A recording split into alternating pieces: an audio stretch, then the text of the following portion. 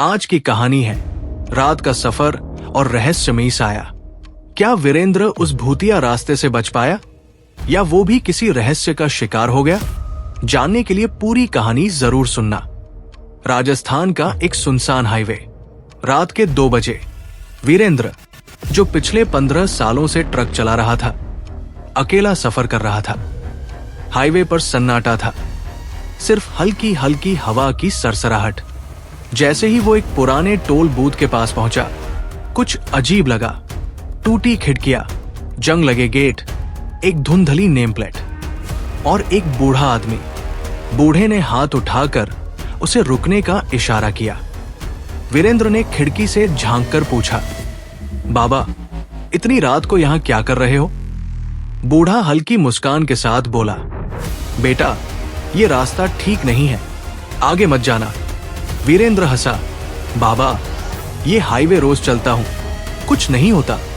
और उसने ट्रक बढ़ा दिया। लेकिन जैसे ही मिरर में देखा, बूढ़ा गायब था।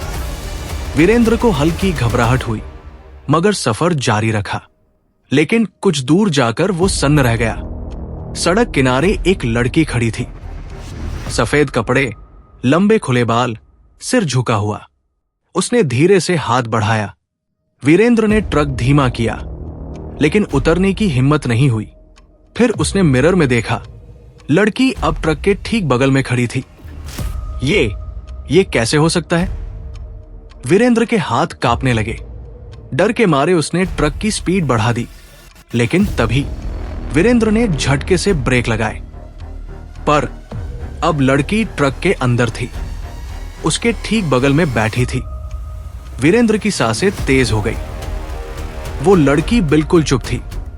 अंधेरे में उसका चेहरा साफ नहीं दिख रहा था, मगर उसकी सांसों की आवाज गूंज रही थी। वीरेंद्र कांपती आवाज में बोला, कौन हो तुम? लड़की ने धीरे से सिर उठाया, और जो वीरेंद्र ने देखा, उसने उसकी रूह तक हिला दी। लड़की की आंखें, वो आंखें नहीं थी, बस गहरे काले गड्ढे, जैसे कोई इंसान ही न हो। उसके होठों पर अजीब सी मुस्कान थी, और उसकी गर्दन धीरे धीरे असामान्य तरीके से मुड़ने लगी। वीरेंद्र को अपनी मां की बात याद आई, अगर कभी भूत से सामना हो तो उसका चेहरा मत देखना। उसने झट से आंखें बंद की और हनुमान चालीसा पढ़ने लगा। ट्रक तेजी से झटका खाकर रुक गया। वीरेंद्र ने आंखें खोली। लड़की गायब थी। लेकिन जब उसने बाहर देखा, उसका खून जम गया। ट्रक एक पुराने जर्जर पुल के किनारे रुका था।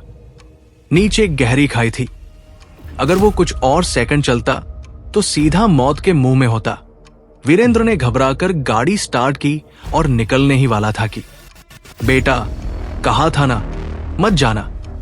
ये वही बूढ़े बाबा की आवाज थी। वीरेंद्र ने झटके से पीछे देखा। टोल बूथ पूरी तरह से गायब था।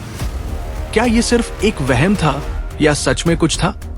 अगर आपको लगता है कि भूतिया हाईवे असली है तो कमेंट करो। ऐसी और खौफनाक सच्ची कहानियों के लिए चैनल को सब्सक्राइब करो और वीडियो को शेयर करो।